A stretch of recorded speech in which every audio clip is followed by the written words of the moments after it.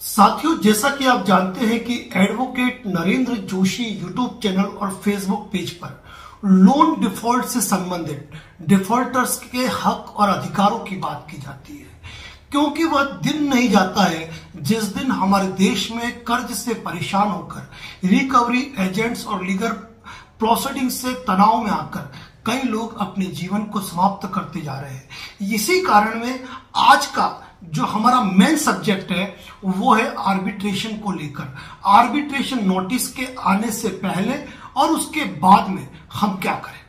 साथियों, वीडियो बहुत ही इंपॉर्टेंट होने वाला है। यदि आपने मल्टीपल लोन ले रखे हैं, मल्टीपल अनसिक्योर्ड लोन ले रखे हैं, तो आज के वीडियो का एक एक शब्द मिस न करें और इस वीडियो को कम से कम 2 बार देखें। हमारा दावा है कि आपको कॉल बुक करने की जरूरत भी नहीं पड़ेगी और आपकी सारी समस्याओं का समाधान इसी वीडियो से हो जाएगा यदि आप आर्बिट्रेशन को लेकर चिंता में हैं। इसके बावजूद भी यदि आप कॉल बुक करके हमसे बात करना चाहते हैं और तो उससे पहले कहेंगे कि एक बार चैनल पे विजिट कर लीजिए। आपके सारे सवालों का जवाब इस चैनल पर मौजूद है। इसके बावजूद बात करना चाहें तो जो डिस्प्ले पे नंबर दिख रहा है उस पर कॉल करके अपना कॉल बुक करवा लीजिएगा। आपको कॉल आ जाएगा हमारी ओर से। अब बात करते हैं साथियों, होता क्या है। होता यह है कि जब इंसान मल्टीपल लोन में उलझ जाता है, जब कोई व्यक्ति लोन में उलझता है ना, उससे अगर ये सवाल पूछो कि तुम इतने लोन में कैसे फंस गए, तो उसका जवाब देना लगभग मुश्किल सा होता है। लेकिन आज हम इनका समाधान बताएंगे कि आप मल्टीपल लोन में उलझ चुके हो।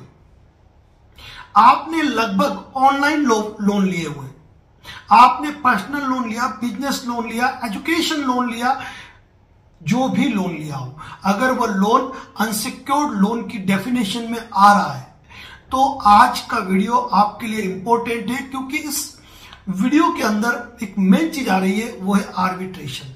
आपने अनसिक्योर्ड लोन लिया है तो आप ये देखेंगे कि बैंक या एनबीएफसी आज नहीं तो कल आपके विरुद्ध आर्बिट्रेशन प्रोसेस को फॉलो करेगा। अब आर्बिट्रेशन क्या होता है, इसको समझने की जरूरत है आपको कि जब भी हम किसी बैंक से ऑनलाइन या ऑफलाइन लोन लेते हैं तो हम हमारी कंसर्न, हमारी सहमति देते हैं। और यदि हम ऑनलाइन लोन लेते हैं तो हम अपनी अप्रूवल देते हैं कि ये लोन ले रहा हूं मैं और इसके सारे टर्म एंड कंडीशन से मैं सहमत हूं। यदि हम ऑफलाइन लोन लेते हैं तो हम उनके लोन एग्रीमेंट और कुछ टर्म एंड कंडीशन पर हस्ताक्षर करते हैं। जाहिर सी बात है कि 5-10 पेज के लोन के एग्रीमेंट में कभी भी आप ये नहीं पढ़ते हैं कि उसमें क्या लिखा हुआ होता है, और उसी में एक छोटा सा क्लॉज डाला जाता है और वो डाला जाता है आर्बिट्रेशन का। अब आर्बिट्रेशन में यह होता है कि जब आप लोन डिफॉल्ट कर दो तो ऐसी स्थिति में आपको बैंक या एनबीएफसी की तरफ से एक नोटिस आता है और उस नोटिस में कहा जाता है कि आप लोन रीपे नहीं कर पा रहे हैं, आपका अकाउंट डिफॉल्ट हो चुका है, लोन एनपीए में जा चुका है और इस कारण आपको ये प्री आर्बिट्रेशन नोटिस भेजा जा रहा है। और यहां पर 3, 4 या 5 आर्बिट्रेटर के आपको नाम दिए जा रहे हैं। आपको इनमें से चूज करना है कि आप कौन सा आर्बिट्रेटर रखना चाहते हैं। साथियों, इस वीडियो को अंत तक इसलिए सुनना क्योंकि मैं नोटिस आने के पहले की बात भी करूंगा। अब आपके पास वो नोटिस मेल से आया या आपके जो रजिस्टर्ड मोबाइल नंबर है ना, उस रजिस्टर्ड मोबाइल नंबर पे टेक्स्ट मैसेज में एक लिंक आया, आपने उसको ओपन किया, उसके जरिए आया, या फिर आपके घर पर जरिए रजिस्टर्ड पोस्ट आया। उसमें आपको एक डेट दी जाती है कि इस डेट से पहले आप सजेस्ट करें कि किस नाम को आप रखना चाहते हो। अब आपने उस नोटिस को इग्नोर किया, आपने उस नोटिस का जवाब ही नहीं दिया।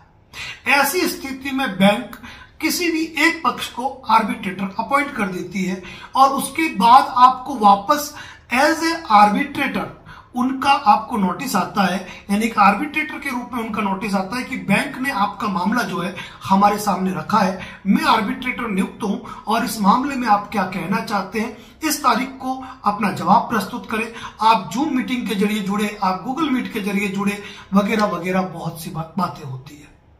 अब साथियों, इन दोनों ही परिस्थितियों में जब सबसे पहले आपको प्री आर्बिट्रेशन का नोटिस आता है ना, प्री आर्बिट्रेशन का नोटिस आता है, तो मैं एक टॉपिक जरूर लिख रहा हूं ताकि लास्ट में मैं आपको शेयर करूंगा कि उस टॉपिक पर विशेष चर्चा होगी कि जब आपको आर्बिट्रेटर का प्री आर्बिट्रेशन का नोटिस आया, देन आपको उसी समय आपकी जो आपत्ति है वो सबमिट करानी है। आपत्ति क्या सबमिट करानी है, वह आप किसी एक अच्छे एडवोकेट के माध्यम से तैयार करें। वैसे आप यूट्यूब चैनल पर सुनते हैं कि आर्बिट्रेशन में दोनों पक्षों की सहमति होनी चाहिए। मेरी सहमति नहीं है। मैंने आर्बिट्रेशन के लिए कोई अनुबंध निष्पादित नहीं किया है। यह जुडिक्शन जो है वह वैध नहीं है कि जुडिक्शन मतलब कि मैं रहने वाला बूंदी का हूं और आप आर्बिट्रेशन जो है वो चेन्नई में एग्जीक्यूट करवा रहे हैं। इस आधार पर मुझे आपके आर्बिट्रेशन पर आपत्ति है। ये जनरल बात होती है। अब इसमें आपने प्री आर्बिट्रेशन के लिए जो डेट दी, आपने उस डेट को अपना जवाब उनको मेल कर दिया। अब मेल करने के बाद भी आप देखेंगे कि आपको आर्बिट्रेटर का नोटिस आ गया।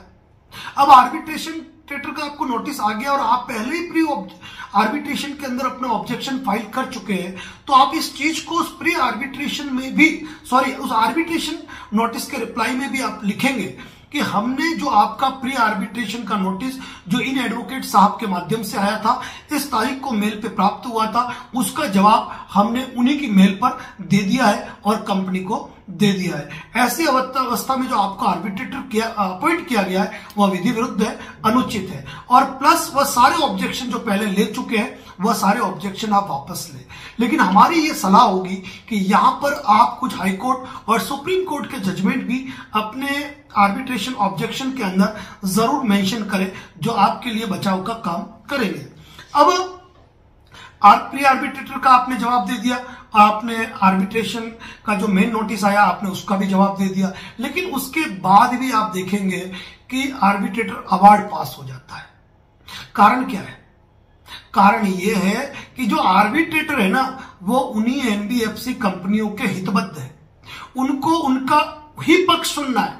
आपके पक्ष से कोई मतलब था नहीं, आपने आपत्ति ली। नियम तो ये कहता है कि वह आर्बिट्रेशन होना ही नहीं चाहिए था। तो जब भी आप आर्बिट्रेशन के अवार्ड को उठाकर पढ़ेंगे तो आप ये देखेंगे कि आपके आर्बिट्रेशन में जो आपने आपत्तियां प्रस्तुत की थी उसको रिकॉर्ड पर लिया ही नहीं गया है और आर्बिट्रेटर अवार्ड पास कर दिया, या फिर उसको रिकॉर्ड पर लिया गया तो इस तरीके से नहीं लिया गया कि उनके आर्बिट्रेशन अवार्ड पर कोई आपत्ति आए। अब ऐसी स्थिति में यदि आर्बिट्रेटर किसी व्यक्ति ने चेन्नई के अंदर किसी आर्बिट्रेटर ने अवार्ड पास भी कर दिया ना, तो कोई तूफान नहीं मच जाने वाला है, कोई फर्क नहीं पड़ता है। वह आर्बिट्रेशन अवार्ड जो है एग्जीक्यूट होने के लिए आपके एरिया की कमर्शियल कोर्ट या आपके एरिया की सिविल कोर्ट में आता है, जो कि वहां पर आने के बाद आपको पुनः कोर्ट समन जारी करती है कि आपके विरुद्ध एग्जीक्यूशन प्रस्तुत हुआ है।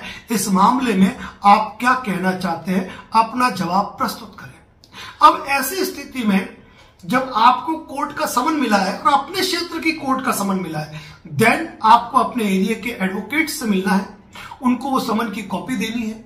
समन की कॉपी के साथ कई बार जो कॉपीज होती है आर्बिट्रेटर अवार्ड की, जो डॉक्यूमेंट्स की, कंप्लेंट की, वो आपको प्रोवाइड नहीं की जाती है, तो आप सर्टिफाइड कॉपी की एप्लीकेशन लगाकर आप प्राप्त कर सकते हैं न्यायालय से। और इसके अलावा आप एप्लीकेशन ये भी लगा सकते हैं कि इस संबंध में मुझे कोई दस्तावेज प्राप्त नहीं हुए हैं, मुझे जो है वह जो डिक्रीदार है उस डिक्रीदार से मुझे ये डॉक्यूमेंट उपलब्ध करवाया जाए, तब मैं अपना प्रॉपर जवाब पेश कर पाऊंगा। अब आपको जो आर्बिट्रेटर अवार्ड है उसको पढ़ना है, उसके बाद जो उन्होंने इजराय पेश की है उस इजराय को पढ़ना है, आपको अपनी आपत्ति तैयार करनी है कि आपको अपना जवाब तैयार करना है और वह जवाब आपको कोर्ट में प्रस्तुत करना है। और उस समय जो आपने ऑब्जेक्शन भेजा था दोनों ही बार उस ऑब्जेक्शन को आपको कोर्ट में प्रस्तुत करना है। अब ऐसे मामले के अंदर यदि आपने सुप्रीम कोर्ट, हाई कोर्ट के जजमेंट्स के आधार पर अपना जवाब पेश किया, जहां पर आपकी आपत्ति को दरकिनार करके अवार्ड पास किया, तो वह अवार्ड खारिज हो जाएंगे, वह चल ही नहीं पाएंगे। लेकिन बात यह आती है कि हम क्या करते हैं, हम अवॉइड करते हैं। हम अवॉइड करते हैं प्री आर्बिट्रेशन के नोटिस को, हम अवॉइड करते हैं आर्बिट्रेशन के नोटिस को, और हम कोई जवाब ही नहीं देते हैं। और सबसे बड़ी बात, इन एनबीएफसी कंपनियों ने आर्बिट्रेशन हरेसमेंट इतना कर रखा है कि इन्होंने मेल किया, 7 दिन का टाइम दिया, 4 दिन का टाइम दिया, इस तारीख तक आपत्ति पेश करो, और फिर आर्बिट्रेटर अपॉइंट कर दिया। आर्बिट्रेटर ने भी आपको शॉर्ट टाइम दिया। तो ऐसे टाइम के अंदर साथियों मैं आपको सजेशन दूंगा कि यदि आपको मेल पे, यदि आपको आर्बिट्रेशन प्री आर्बिट्रेशन का नोटिस प्राप्त हुआ है, तो आप उसी मेल पर जितना जल्दी हो सके आप अपना ऑब्जेक्शन रिप्लाई दें। और साथ ही में एक सजेशन आपको यह देना चाहूंगा, भले ही आर्बिट्रेटर ने कंपनी की ओर से आपको मेल किया है, मैं सजेशन दूंगा कि जो जवाब, जो आपत्ति आप पेश कर रहे हैं ना, भले ही मेल पे कर रहे हैं, लेकिन जरिए रजिस्टर्ड पोस्ट भी आपको वो आर्बिट्रेशन ऑब्जेक्शन या रिप्लाई जो आपका है वह जरिए रजिस्टर्ड पोस्ट आपको कंपनी को भी भेजना चाहिए और आर्बिट्रेटर को भी भेजना चाहिए। अब जरिए रजिस्टर्ड पोस्ट आपने कोई भेज दिया, उसके बाद 7-8 दिन बाद आप, जरिए रजिस्टर्ड पोस्ट बोल रहा हूं मैं, कुरियर नहीं बोल रहा हूं, इस चीज को ध्यान में रखिएगा। फिर आपको क्या करना है कि जो ऑब्जेक्शन आपने मेल के थ्रू भेजा है आप उसकी कॉपी निकाल लीजिए, आप मेल का स्क्रीनशॉट ले लीजिए, उसको फाइल कर दीजिए, और जो कॉपी आपने डाक के जरिए भेजी है वही कॉपी है, अब उसको आपने डाक से भेज दिया, कंपनी को भेज दिया, आर्बिट्रेटर को भेज दिया।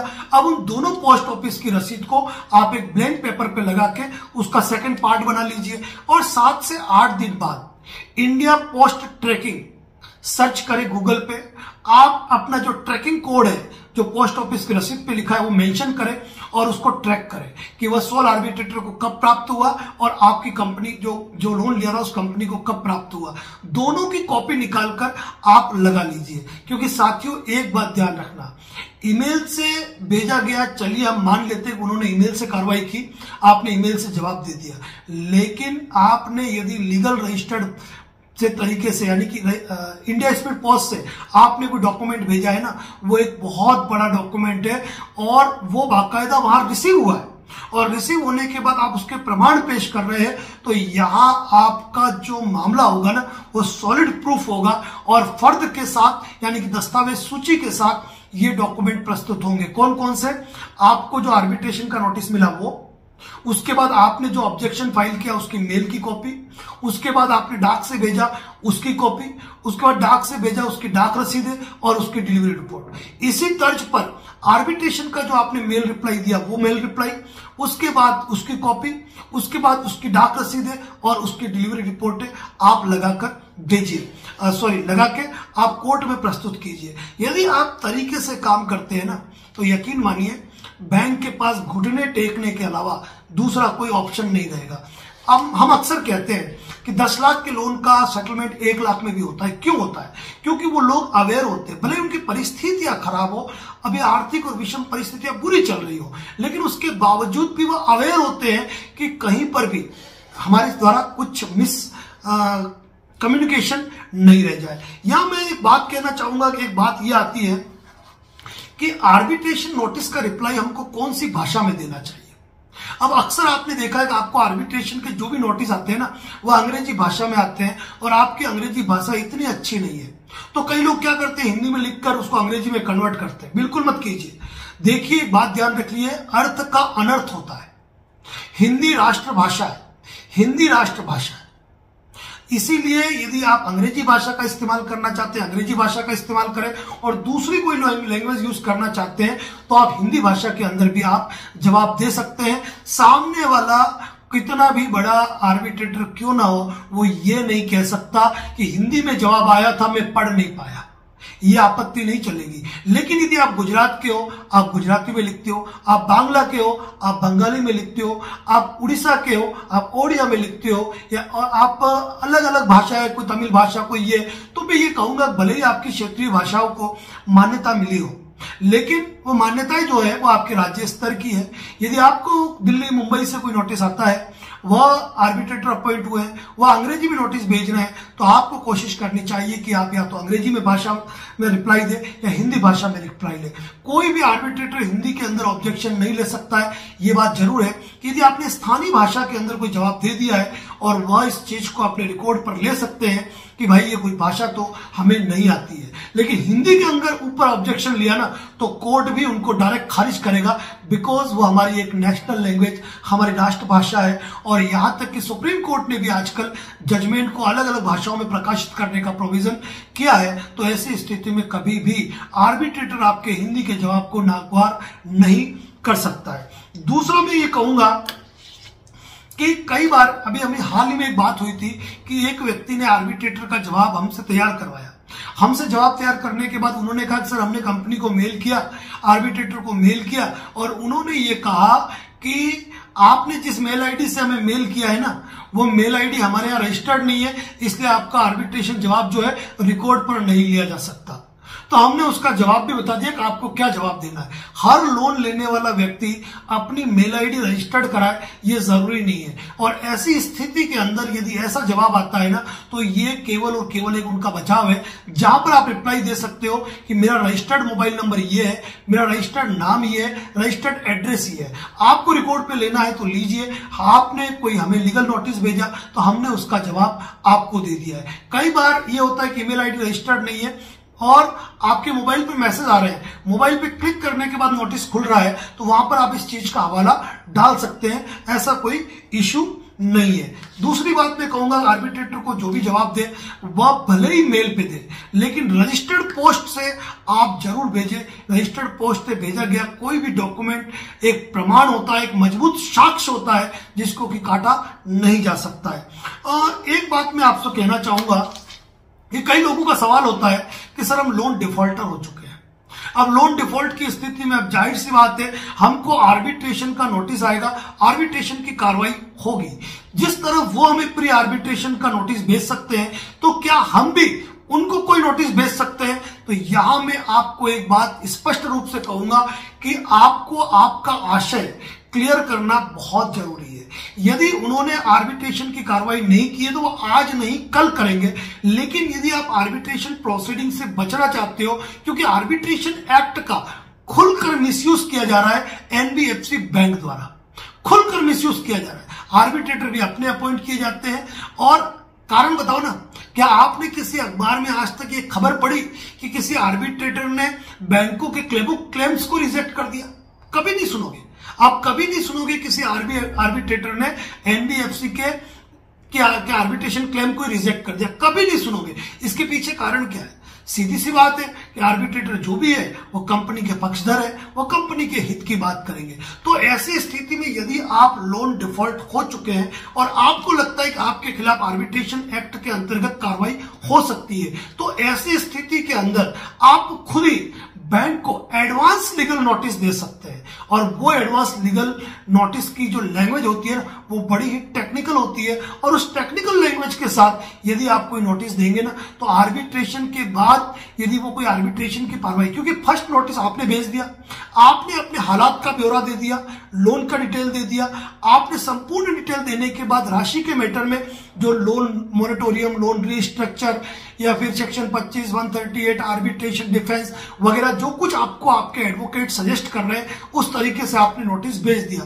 वो नोटिस भेजने के बाद वह नोटिस आप जरिए रजिस्टर्ड पोस्ट भेजे, रजिस्टर्ड पोस्ट भेजने से एक सॉलिड डॉक्यूमेंट रेडी हो गया। उसके बाद अगर वो प्री आर्बिट्रेशन भेज रहे हैं, आर्बिट्रेशन भेज रहे हैं, और उनकी भी अगर आप रिप्लाई फाइल करते हो ना, तो यकीन मानना साथियों, आर्बिट्रेशन अवार्ड से आपका बाल भी बाका नहीं होगा।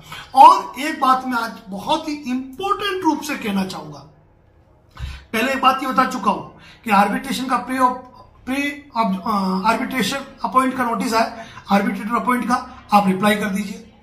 आर्बिट्रेशन का नोटिस आए, आप अपना ऑब्जेक्शन फाइल कर दीजिए। आप नोटिस आने से पहले भी अपने कानूनी अधिकारों के रूप में उनको लीगल नोटिस दे सकते हैं। एग्जीक्यूशन की स्थिति हो, ये डॉक्यूमेंट्स आपके काम आएंगे, लेकिन एक सलाह बहुत ही इंपॉर्टेंट है, आप खुद वकील ना बने, आप खुद वकील ना बने। क्योंकि हमारे एक व्यक्ति ने, जो हमारे फॉलोअर्स हैं, उन्होंने हमको एक आर्बिट्रेशन का रिप्लाई जो उन्होंने खुद बना के भेजा, हमने अपने सर पे हाथ रख लिया। कारण कि उनका जो जवाब था ना, वो अपने ही पैरों पे कुल्हाड़ी मारने का जैसा था। एक आर्बिट्रेटर का ऑब्जेक्शन रिप्लाई फाइल करने के लिए आपको अपने एडवोकेट की राय लेनी चाहिए। माना वो नोटिस आपके नाम से ही जाएगा, लेकिन आपको वो नोटिस ड्राफ्ट करवाना चाहिए, तैयार करवाना चाहिए एक एडवोकेट से, ताकि कम से कम कानूनी भाषा का इस्तेमाल हो और तरीके से वो आपकी बात को रिप्रेजेंट कर पाए। क्योंकि अब यदि आप खुद वकील बने, आजकल एक बात हो गई है कि आप किसी को आर्बिट्रेटर नोटिस का रिप्लाई करने के लिए किसी एडवोकेट से बात करेंगे ना, कोई 10,000 फीस कहेगा, कोई 5,000 फीस कहेगा। अब आपने सोचा यही बातें मैंने यूट्यूब सुन लिया, मेरे अंदर ज्ञान आ गया है। ज्ञान क्या आ गया है कि आर्बिट्रेटर दो पक्षों की सहमति से होता है, जुडिक्शन नहीं है, मेरी सहमति नहीं है, मैं मेरी असहमति जाहिर कर देता हूं। इतना पर्याप्त नहीं है, आपको एक परफेक्ट लीगल रिप्लाई देना पड़ेगा, और वो परफेक्ट लीगल रिप्लाई एक एडवोकेट दे सकता है, क्योंकि वह कानूनी भाषाओं का मास्टर होता है। वह जानता है कि किस भाषा का जवाब किस तरीके से देना चाहिए। यानी कि कोई तलवार लेके हमला कर रहा है ना, तो उसके सामने वो छोटी सी छुरी या घर का चमचा लेके नहीं जाएगा, उसके लिए उसको इस्तेमाल करनी पड़ेगी वैसा ही हथियार। तो ऐसी स्थिति में यदि आप आर्बिट्रेटर ऑब्जेक्शन के लिए आप चाहे प्री नोटिस देना चाहते हो, प्री आर्बिट्रेशन का ऑब्जेक्शन नोटिस देना चाहते हो, आर्बिट्रेटर ने नोटिस जारी कर दिया, आप उसका जवाब देना चाहते हो, तो हमारा सजेशन यही रहेगा कि किसी भी एडवोकेट को आप फीस पे करें और उसका जवाब उनसे तैयार करवाए। और उस जवाब के मैटर में यदि आप हमसे भी कोई बात करना चाहते हो तो कॉल बुक करके आप बात कर सकते हैं। लेकिन सजेशन दूंगा कि गलती से भी खुद वकील बनने की कोशिश न करें, क्योंकि 3 साल वकालत की पढ़ाई, 5 साल किसी सीनियर के नीचे जूनियरशिप, AIB का एग्जाम पास करना और उसके बाद रोज कोर्ट में प्रैक्टिस करना और उन्हीं लीगल भाषा के अंदर रेगुलर ड्राफ्ट तैयार करना, एक एडवोकेट के जो काम है ना, एक आम आदमी नहीं कर सकता है। चाहे आप बैंकिंग से हो, चाहे आप CA से हो, चाहे आप किसी भी प्रोफेशन से हो, आप अपने पैरों पे कुल्हाड़ी का मारने का काम न करें, खुद वकील न बने। इसीलिए आज का जो मेरा तरीका था, आज का जो मेरा टॉपिक था, वो ये था कि आर्बिट्रेशन नोटिस आया, सावधान हो जाए, लापरवाही न करें। यदि आपने आर्बिट्रेशन नोटिस में लापरवाही की है ना और आर्बिट्रेशन अवार्ड पास हो गया ना, अपना बचाव न कर पाए ना, तो आपकी चल अचल संपत्ति जो भी होगी अटैच कर ली जाएगी, कुर्क होगी, ऑक्शन होगी और बैंक अपनी राशि रिकवरी वसूल करेगी। और यदि आप सिरे से चलते हैं, मजबूती के साथ अपनी लड़ाई को, अपने जवाब को अच्छे से प्रेजेंट करते हैं, बैंक आपका सेटलमेंट 10 लाख रुपए का होगा ना, तो 1 लाख में भी करेगा, ये हम कहते हैं। तो इसीलिए कह रहा हूं, खुद वकील न बने, अपने जवाब वकील साहब से तैयार कराए। जो भी आपके नजदीकी एडवोकेट हैं, ऑनलाइन एडवोकेट हैं, जिनसे आप सलाह लेना चाहते हो, क्योंकि नोटिस बना के देना, वो PDF बनाकर आपको भेज देंगे, आपको अपने सिग्नेचर करके उसको पोस्ट करना है, उसको पढ़ लेना है। आप सहमत हो, उसमें कोई करेक्शन करवाना चाहो, उनसे करेक्शन करवा सकते हो। तो साथ ही इसी प्रकार के लोन डिफॉल्ट से जुड़ी ढेरों जानकारियां हमारे YouTube चैनल पर पोस्ट की जाती है। यदि आप इस चैनल पर नए हैं तो चैनल को सब्सक्राइब कीजिए। आपका कोई साथी, मित्र, रिश्तेदार, परिचित लोन के चक्रव्यूह में उलझ चुका है ना, तो उसको इस वीडियो को जरूर शेयर कीजिए, ताकि वह अपने जीवन के साथ अनहोनी कार्य न करे। और यदि आप हमसे बात करना चाहते हैं तो मैं एक ही बात कहूंगा, पहले चैनल पर विजिट कर लीजिए। हर इंफॉर्मेशन, हर जानकारी इस यूट्यूब चैनल पर एडवोकेट नरेंद्र जोशी पर पोस्ट है। उसके बाद भी यदि आप बात करना चाहते हैं, अपने आर्बिट्रेशन अवार्ड के ऑब्जेक्शन के बारे में बात करना चाहते हैं, प्री आर्बिट्रेशन के बारे में बात करना चाहते हैं, हाई कोर्ट, सुप्रीम कोर्ट के आर्बिट्रेशन से रिलेटेड जजमेंट के बारे में बात करना चाहते हैं, तो कॉल बुक करके आप बात कर सकते हैं। दिए हुए नंबर पे कॉल करके आप अपनी कॉल बुक करवा सकते हैं, और हमारे जो फ्री टाइम होगा उस टाइम के अंदर आपको कॉल आएगा, जहां आधा घंटा, 1 घंटा, 1.5 घंटा, 2 घंटा, जितना चाहे आप बात कर सकते हैं। 1 बार नहीं, 2 बार, 3 बार, 4 बार, 6 बार, और आप अपनी सारी समस्याओं का समाधान कर सकते हैं। धन्यवाद। जय हिंद, जय भारत, जय मेवाड़।